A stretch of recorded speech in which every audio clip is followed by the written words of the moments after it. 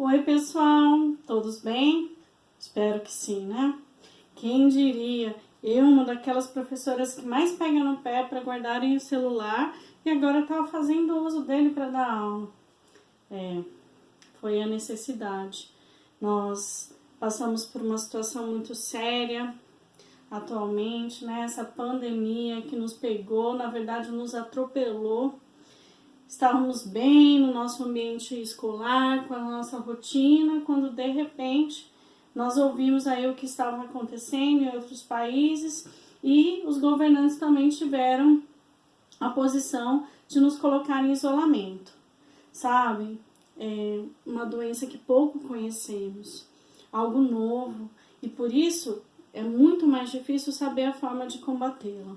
Ainda não tem nenhum medicamento que foi comprovado como sendo efetivo, não existe uma vacina, são só estudos e algumas especulações, cuidado com fake news, há muita coisa rolando na internet que às vezes não é verdadeira, então sempre vão atrás das fontes, mas a única coisa que todos sabem que funciona é o isolamento social, é a nossa melhor forma de prevenção.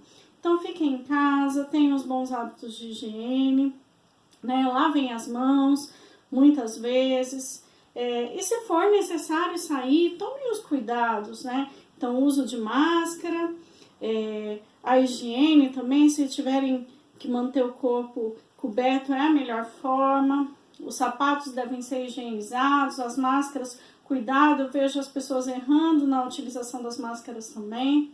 Né? Então não pode ficar pegando na máscara, tem gente pondo no pescoço, contamina ainda mais. Então são coisas sérias, né? Que a gente precisa se prevenir. Pessoal, mas mudando um pouquinho de assunto. Como vai funcionar daqui para frente? Bom, o SESI implantou essa plataforma, né, que é a Conexão Digital, que vai ser a forma em que as nossas aulas vão acontecer. Como serão as nossas aulas? Elas serão presenciais? Nem pensar nesse momento. Elas vão ser ao vivo, mas usando a plataforma, e aí nós marcaremos com vocês, então vocês saberão quando acontecerão as aulas ao vivo, ainda assim elas também serão gravadas. Nós teremos essas aulas já gravadas, né? Hoje é uma aula inaugural, não é uma aula tão estruturada, e nós também teremos as atividades, porque no ensino à distância ou não presencial, não pode ficar na interação só com a fala do professor. Então, aquilo que está sendo aprendido, a gente vai colocar questões norteadoras. A mesma coisa que acontecia na sala de aula.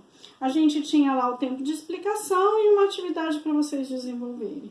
E o que é necessário que vocês façam? Bom, primeiro, leiam com atenção o e-book, que vai ensinar vocês a participarem ali, a usarem as ferramentas da melhor forma. Assim como vocês, nós também estamos aprendendo. E até peço desculpa, né, em relação ao vídeo. Eu não tenho a melhor câmera, eu não tenho um estúdio de TV, né, na minha casa. Então, não tenho a melhor câmera, não tenho a melhor iluminação. Não tenho ali um isolamento, né, um isolamento sonoro. Então, talvez vocês escutem aí o carro de ovo no fundo, do óleo, o vizinho assoviando, o outro vizinho tocando um instrumento, até mesmo os meus filhos correndo pela sala. Mas estamos tentando fazer o melhor. Como é o primeiro, talvez eu sofra um pouquinho mais e vocês também, com aquelas repetições, o né, o tipo, né? Como eu acabei de fazer agora.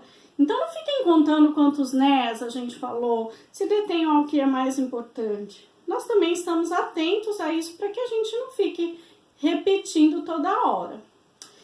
E com relação às provas, a recuperação, né? A recuperação e as avaliações, elas acontecerão.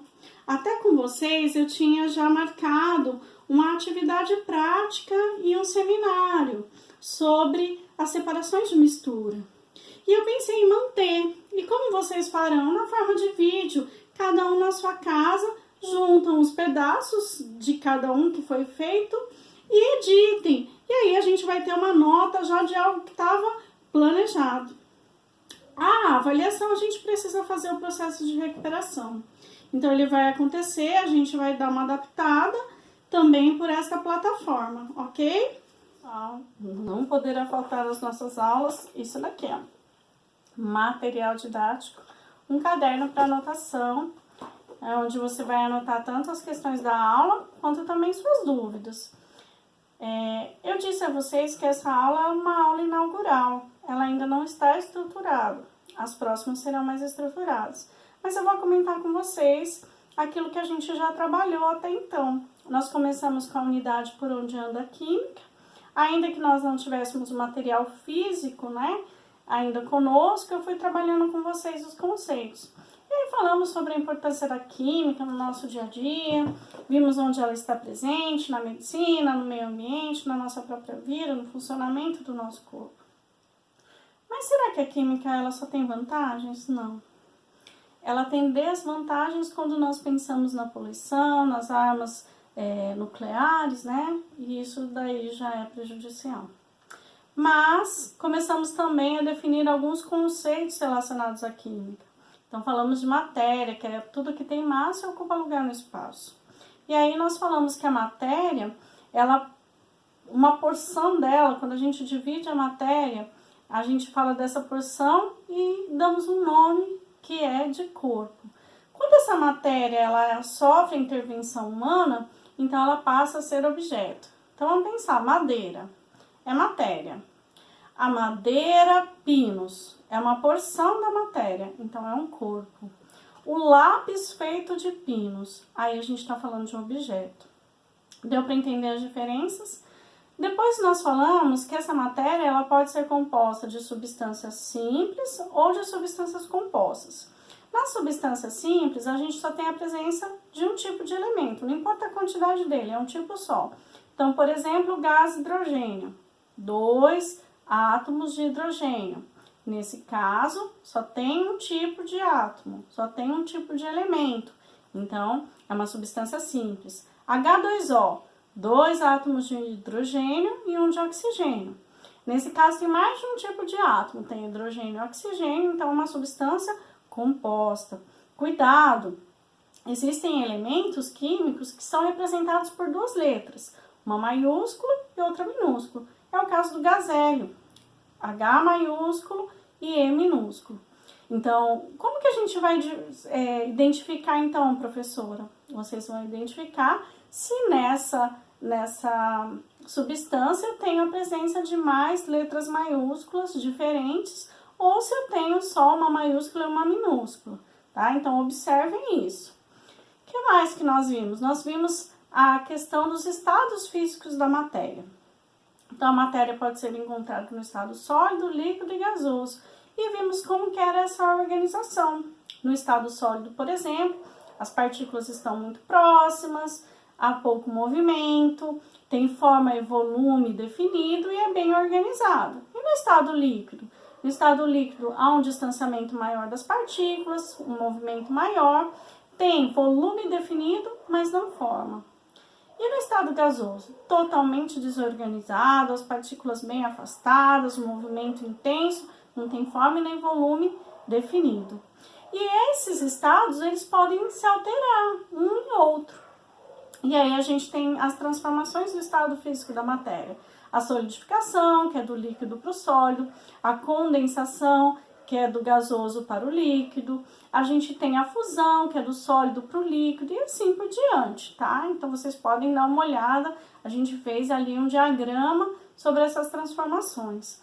O que mais que nós vimos? Propriedades da matéria, propriedades gerais que são comuns a toda a matéria. Elas nem diferenciam uma matéria na outra, porque são toda a matéria ela tem essas propriedades. Quais são? Massa, volume, extensão, compressibilidade, impenetrabilidade, inércia. Então, essas são as propriedades gerais, elasticidade. Então, toda a matéria tem. E as propriedades que são específicas, essas são as que diferem uma matéria de outra. E elas podem ser organoléticas, quando a gente utiliza os órgãos do sentido para diferenciar. Elas podem ser físicas, né, ponto de fusão, ponto de ebulição. Elas podem ser químicas, da solubilidade, né, tudo mais. Deixa eu dar uma olhada aqui. Depois nós falamos sobre a temperatura de fusão e ebulição e fizemos análises de gráficos, né? Então nós vimos, por exemplo, que numa transformação física, as substâncias elas vão coexistir no mesmo estado, ou em estado, desculpa, elas vão coexistir em estados físicos diferentes até que ocorra toda a transformação. Então, quando ocorre a fusão, num primeiro momento, eu tenho tanto a parte sólida quanto a líquida. Não é de uma hora para outra que foi e tudo se tornou líquido. Aí, depois de um tempo, eu tenho a transformação. Então, a gente identificou as faixas onde coexistiam as substâncias nos estados físicos diferentes até que acontecesse toda a transformação. Nós vimos também o comportamento no gráfico em relação a uma substância que era pura, uma mistura, e essa mistura comum, uma mistura que era azeotrópica e eutética. Então, vamos lá. Numa substância pura, não há variação de temperatura em relação ao ponto de fusão e ebulição. Numa mistura comum, vai variar tanto a temperatura de fusão quanto a de ebulição. Ela não vai ser constante. Numa mistura eutética, ela tem a temperatura de fusão constante e a temperatura de ebulição variável. Numa mistura azeotrópica, ela tem a temperatura de ebulição variável e ela tem a temperatura de fusão variável e a temperatura de ebulição constante. Então, esse é um comportamento também que a gente tinha feito análise em gráficos. Também, uma das últimas coisas que começamos a fazer foi sobre a densidade, que é a relação entre a massa e o volume. E aí nós paramos, né? Foi exatamente aí.